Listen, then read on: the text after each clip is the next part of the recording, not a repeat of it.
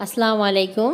আজকে বড়া কিংবা পাপোড়া তৈরি করব একটু ভিন্ন রকম। এটা আমি পালং শাক দিয়ে বানাবো। শাকটাকে ভালো করে ধুয়ে কুচি করে কেটে নিয়েছি হলুদের গুঁড়ো, মরিচের গুঁড়ো 1 চা-চামচ, আর পরিমাণ মতো লবণ, শাহি মশলা, পেঁয়াজ কুচি, কাঁচামরিচ কুচি। এটা দিয়ে ভালো করে আমি পিষে নিচ্ছি। তো এখানে আমি ডালটা ভিজিয়ে রেখেছিলাম, তারপরে ব্লেন্ডারে ব্লেন্ড করে নিয়েছি। এটাকে এখন ভালো করে মিশিয়ে নিচ্ছি, আর এটাকে একটু বেশি সময় নিয়ে মেশাতে হবে যাতে পাতাটা একটু নরম হয়। তেলটাও এখানে গরম হয়ে আসছে।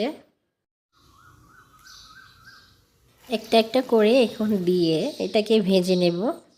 একদম লো হিটে রেখে ভাজতে হবে যাতে ভেতরের অংশ সহ সুন্দরভাবে হয়ে আসে। এই পর্যায়ে এটাকে আমি উল্টিয়ে দিয়েছি, ভালো করে ভেজে নিয়েছি। এরকম যখন হবে একটু গোল্ডেন ব্রাউন কালার হলেই এটাকে নামিয়ে নেব। দেখতেই পাচ্ছেন ভাজাটা খুব সুন্দর হয়েছে এবং খুবই মুচমুচে হয়েছে। আপনারা বাসায় এভাবে ট্রাই করবেন। সবাই ভালো থাকবেন। আল্লাহ হাফেজ।